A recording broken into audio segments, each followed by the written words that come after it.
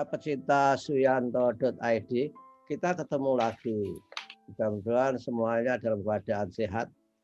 Kita bertemu di channel suyanto.id, sebuah channel untuk berbagi pengetahuan dan saling belajar sepanjang hayat.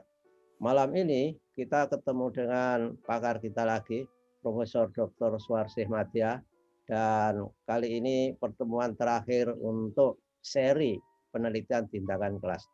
Pokok bahasan malam ini adalah bagaimana cara menyusun laporan penelitian tindakan kelas.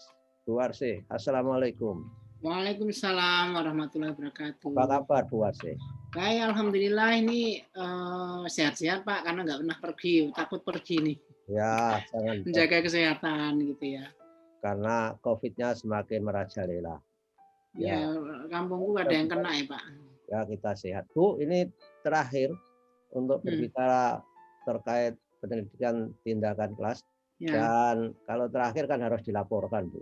Apa yang harus dilaporkan itu ketika kita sudah menyelesaikan bersiklus-siklus dalam kelas? Apa, Bu? Baik, saya kira malam ini kita akan menutup terakhir gitu melaporkannya. Nah, apapun yang akan dilaporkan itu pasti terkait dengan asal mula penelitian tindakan dulu-dulunya ya Pak ya. Ya. Sehingga gagasan umum yang dulunya mendorong peneliti itu tetap dimulai ya. Dulunya bagaimana toh? Kalau Joni lara-lari gitu ya bisa teliti ya gitu. Terus diingatkan kembali dulunya orang misalnya yang bahasa dulu ya. Itu sangat bukan kecewa tapi peduli ya. Peduli kenapa kok hanya seperti itu pembelajaran bahasa gitu ya. Kok hanya gurunya yang ngomong misalnya gitu. Nah, ini diingatkan kembali. Kenapa itu penting? Terus diingatkan kembali bahwa kalau belajar bahasa itu kan mestinya bukti keberhasilannya kan orang mampu atau bisa menggunakan bahasa itu untuk berkomunikasi. Meskipun mungkin lingkupnya kecil gitu. Nah, ini diingatkan kembali. Kemudian ini kok bisa terjadi, kalau anaknya terlibat, kalau anaknya diberi kesempatan, kalau gurunya. Ini semua ini digambarkan sehingga masalah yang dulu diangkat itu kelihatan bagi pembaca itu cetol lagi gitu ya. Jadi diikat semuanya. Jadi bagaimana sih dulunya itu kok jadi ini? Kemudian situasinya itu seperti apa? Gitu ya. Situasi terjadinya itu apakah gurunya karena kurang pengalaman atau semuanya itu masing-masing ya? Karena memang kalau lihat tindakan kan unik ya, unik khas itu. Jadi dasarnya melihat vignette laporan itu. Bisa melihat vignette, tapi kan vignette itu vignette itu diperoleh pada waktu setelah orang itu menyadari Pak, gitu loh Pak. Oh. Ya kan? Jadi orang menyadari ini terus buktinya, nah ini kemudian diingatkan bahwa pada waktu sudah menyadari itu semua, guru itu menyadari sebenarnya saya ngajarnya gimana toh orang lain diminta mengamati kan itu ya, makanya ada vignette. Tapi sebelum vignette itu ada kepedulian dulu Pak, dunia concern apa gitu ya. Jadi dari membaca laporan itu dari awal introduction pada waktu pendahuluan itu orang sudah mulai melihat ini masalah yang disadari oleh peneliti itu seperti itu. Jadi gambarannya jelas sekali. Dari arahnya kemana itu jelas sekali. Kan sampai pada setelah dikatakan ini penting, kemudian ini belum terjadi, kemudian ini belum baik, kan terus mau gimana kan itu ya.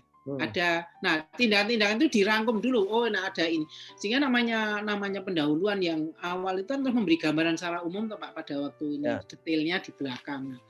Itu. Tapi Bu, ya.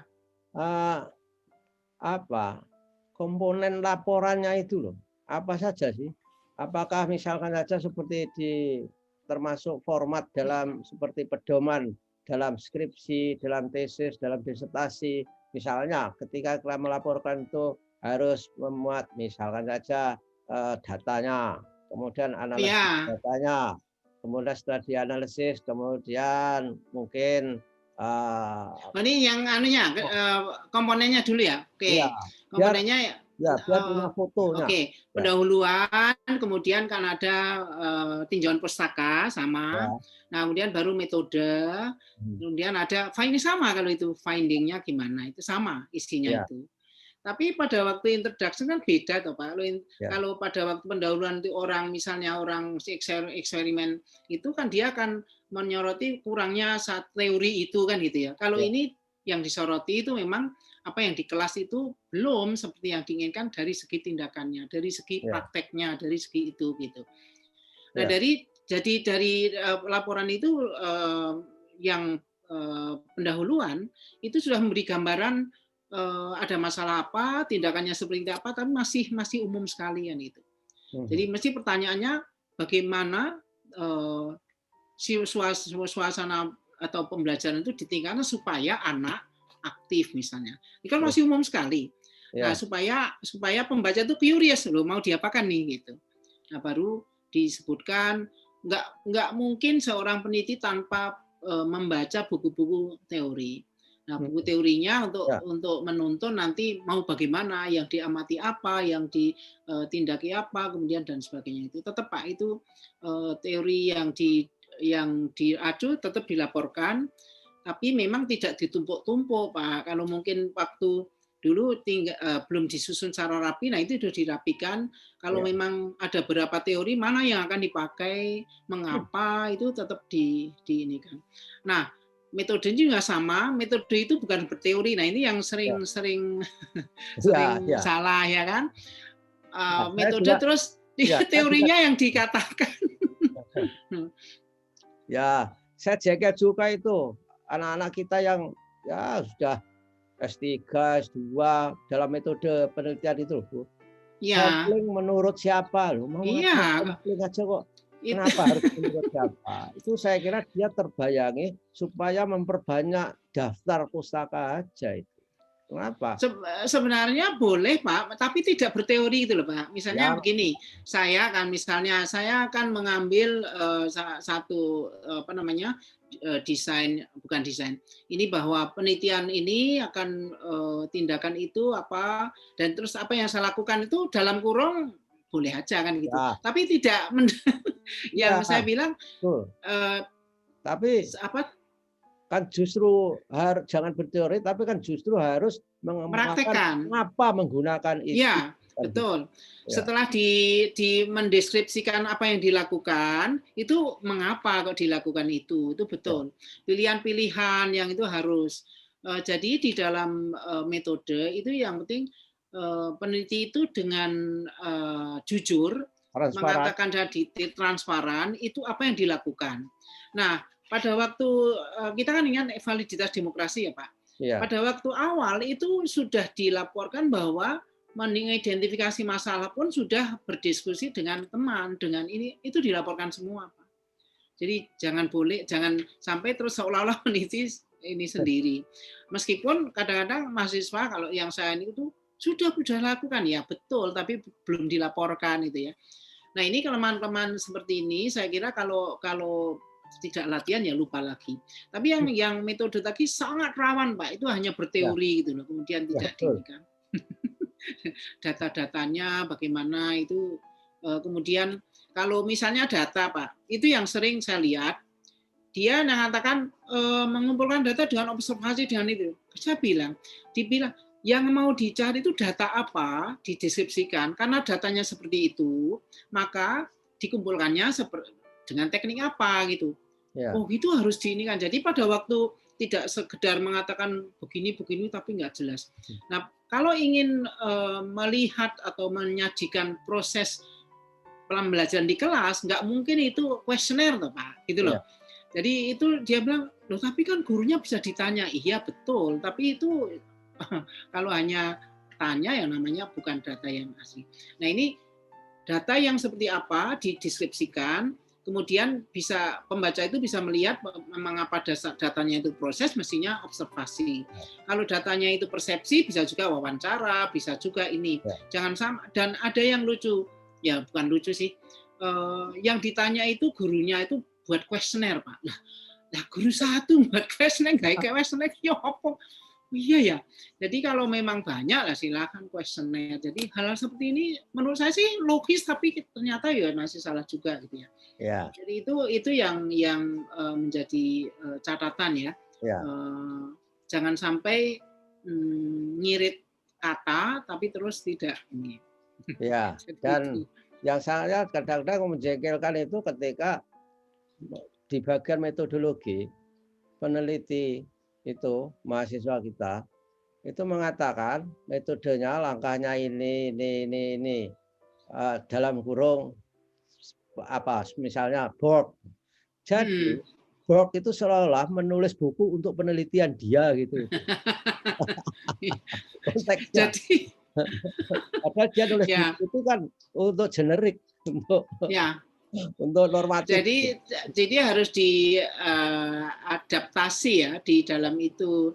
Tapi memang begini Pak, saya lihat proses pendidikan kita kan dari awal belum membuat orang itu memutuskan untuk itu ya. Sehingga tiba-tiba mahasiswa itu ya saya kira menjadi catatan kita semua dari awal mestinya anak itu dilatih untuk berpendapat. Nah, dalam penelitian sama aja apa yang terjadi dan sebagainya itu. Nah, yang sering tidak dideskripsikan kan mengumpulkan datanya itu bagaimana, itu juga tidak dideskripsikan. Harusnya di metode dideskripsikan. Menganalisis datanya tinggal hanya mengatakan menurut ini ya, mestinya misalnya pada waktu ada vignette itu diapakan vignette itu. Tidak ujuk-ujuk di vignette kemudian jadi bahasa kan mesti coba lihat pada misalnya perilaku guru di mana saja dalam vignette itu perilaku guru misalnya kan konsentrasi situ, kondensasi data. Nah, ini itu perlu disampaikan. Di bawah analisis itu. Analisis ya. Analisis kan ada teknik pengumpulan datanya. Kalau saya fanat itu jenis datanya harus dideskripsikan, Pak. Nah, baru kelihatan tekniknya, setelah itu analisisnya bagaimana. Tapi analisis ini juga apa yang dilakukan dengan data itu. Nah, saya bilang sebetulnya kalau di dalam penelitian eksperimen tuh mereka kan jelas sekali Pak. Ini misalnya kalau kimia itu ditakar dulu, diinikan dan sebagainya itu ditiru aja saya bilang caranya dideskripsikan sampai itu. Ya orang tidak bertanya-tanya, tidak membeli kucing dalam karung saya bilang. Jadi itu. Nah ini yang saya kira itu perlu diperhatikan pada waktu melaporkan. Nah pada waktu sudah itu kan finding ya Pak ya, jadi temuannya. Betul. Temuan ini tetap di dalam ini konteksnya kalau konteksnya mau di metode sekarang, tapi biasanya kalau saya konteks sekolahnya itu perlu disampaikan ya. Apa sih yang akan terjadi gitu. Nah kemudian dilaporkan perencanaan yang awal. Konteks itu dalam arti apa? Dalam arti culture atau dalam arti sosial, dalam arti macam-macam Pak. Jadi pada waktu saya bilang begini, pada waktu guru mengajar di puncak gunung yang tidak ada apa-apanya, kalau dia bisa kreatif itu nilainya lebih Pak. Nah gitu. Tapi pada waktu misalnya sekolah yang di situ lengkap sekali, apa-apa adanya, nanti gurunya hanya seperti itu, berarti nggak kurang kreatif itu misalnya. Sehingga konteks terutama misalnya informasi tentang kekayaan materi yang terdapat di perpustakaan, apakah ada internet connection ya, koneksi internet, apakah ada kalau untuk bahasa Inggris di kelas itu ada audionya yang pakai speaker itu. Nah, itu semuanya diinikan. Kemudian di kelasnya Pak, di kelas itu crowded nggak? Bisa gerak nggak anak itu? Atau kecil kemudian mejanya itu meja yang zaman dulu Pak, desk gitu ya, tidak bisa ini atau bagaimana itu penting sekali. Apakah ventilasinya baik dan sebagainya itu. Itu untuk melihat kenyamanan ya, kenyamanan anak misalnya apa itu karena kan ada itu. Nah, ini sering dilupakan Pak. Kalau itu dilupakan ya nanti ada yang missing gitu. Jadi itu yang konteksnya. Nah, perencanaan itu juga disampaikan siklus 1 perencanaannya seperti ini loh. Jadi apa adanya. Nah, baru diinikan dasarnya. Tetap dasarnya apa dinyatakan seperti itu diingatkan kembali. Nah, kemudian dilaporkan siklus pertama, apa yang terjadi. Ya, seperti minggu lalu kan saya sampaikan, yang jadikan judul adalah tindakan-tindakannya itu. Nah, ini sebenarnya pada waktu refleksi, sebenarnya kan sudah mulai analisis Pak itu. Tinggal ditata ulang secara menyeluruh, sehingga orang itu akan tahu dari awal sampai data itu ada runtutannya gitu ya. Yang ini. Ya, terus di laporan itu kan analisis, ada temuan. Ya. Apakah ada laporan di tindakan kelas itu? Apa dampaknya itu? Jadi dampak dari temuan itu apa perlu dilaporkan nggak itu?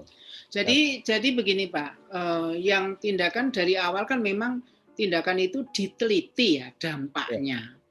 Nah, yang dilaporkan itu sebenarnya kalau dia misalnya memakai media, apa bedanya kelas yang dulu hanya ngomong saja gurunya dan sekarang itu.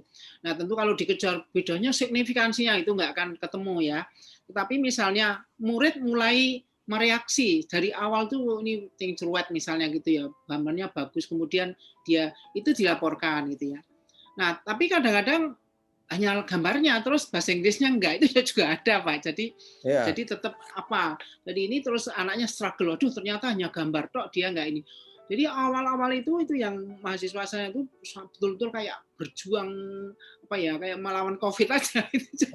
Jadi sangat ini Pak. Tetapi dia menemukan ini Pak, ternyata yang saya baca tadi saya membuka beberapa ini yang yang laporan mahasiswa saya. Itu menemukan ini gambar tidak ini. Ternyata anak-anak itu pada waktu diminta menulis jawabannya maju ke depan itu bergairah Pak. Ya. Nah terus saya bilang waktu itu ya, nah ini kan ada teorinya. Anak itu kan suka gerak, karena masih kecil ya. Kepenuhan physical movement itu memang ada di dalam teorinya Ausubel itu ada. Oh, berarti boleh ditambah teori. Nah, harus saya bilang gitu.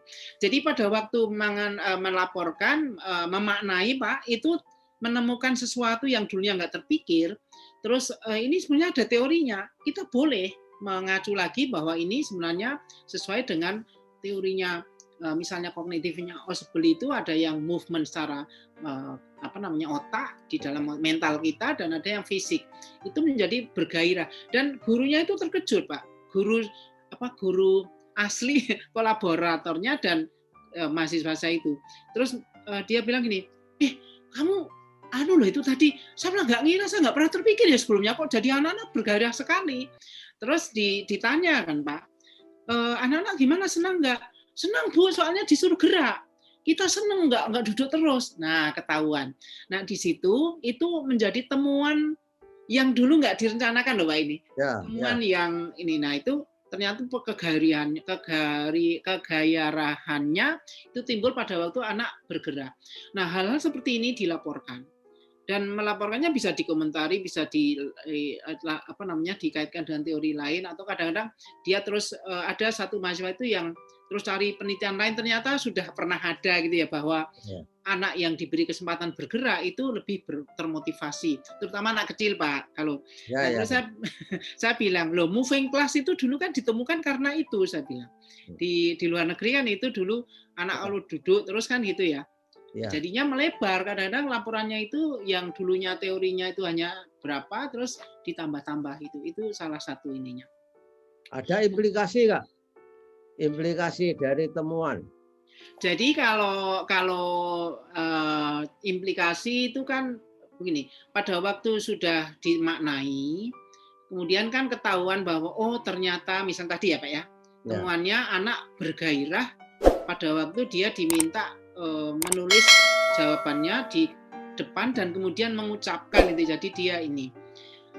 Apa implikasinya? Bukan implikasinya dulu. Berarti kesempatan bergerak bagi anak-anak yang masih puber, yang masih belasan tahun, itu penting sekali.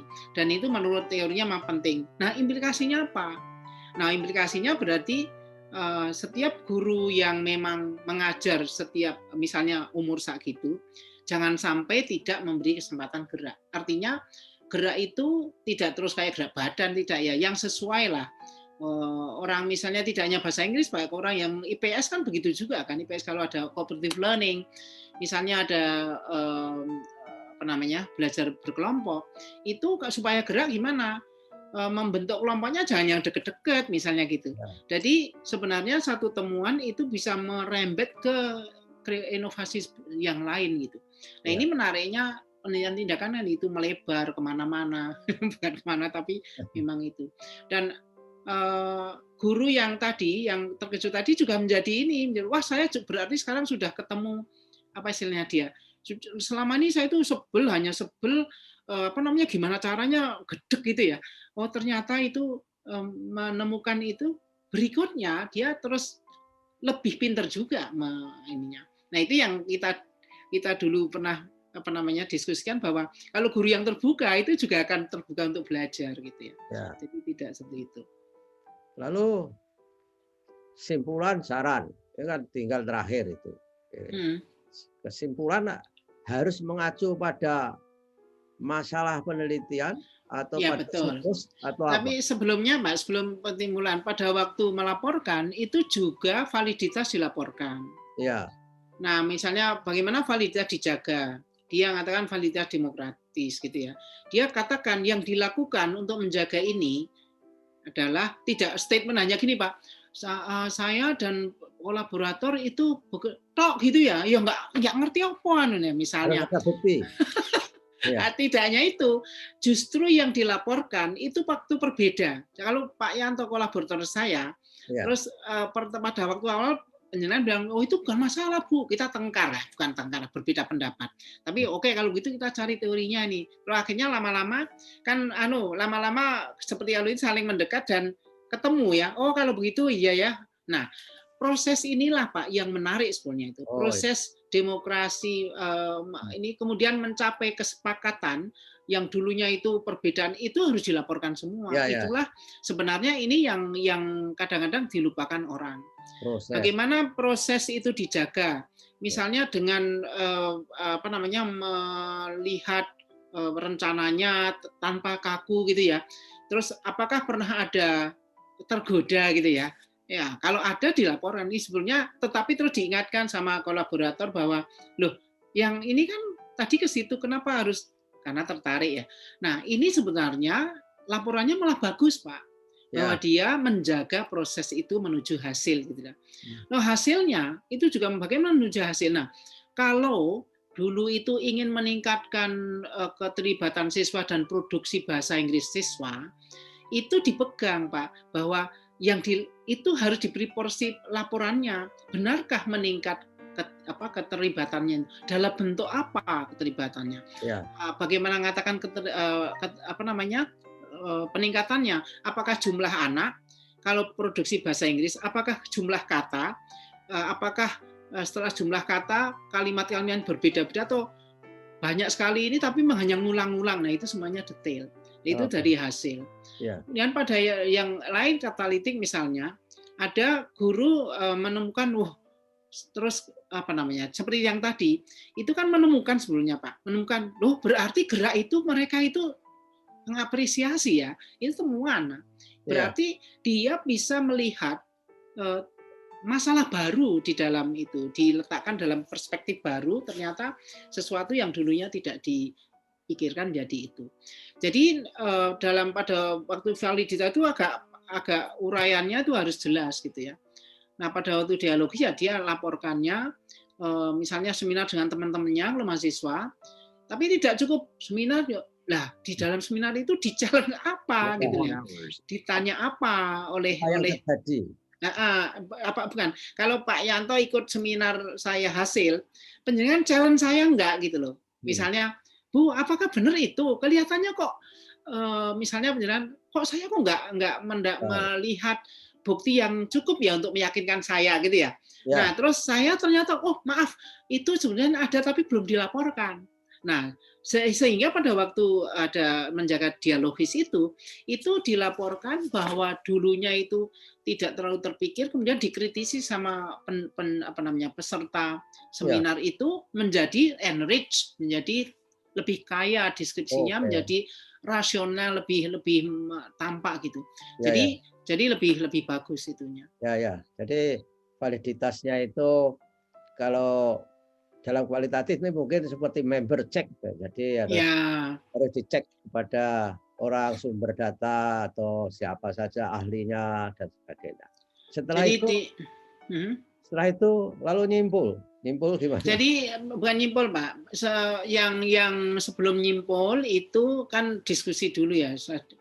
Tapi diskusi pun itu dilengkapi dengan apa yang terjadi dalam proses. Diskusinya apa namanya, Bu? Dalam rubrik apa itu? Ya discussion kan discussion. Tapi ada yang perlu dilapor. Gimana? Pembahasan ya, maksudnya pembahasan.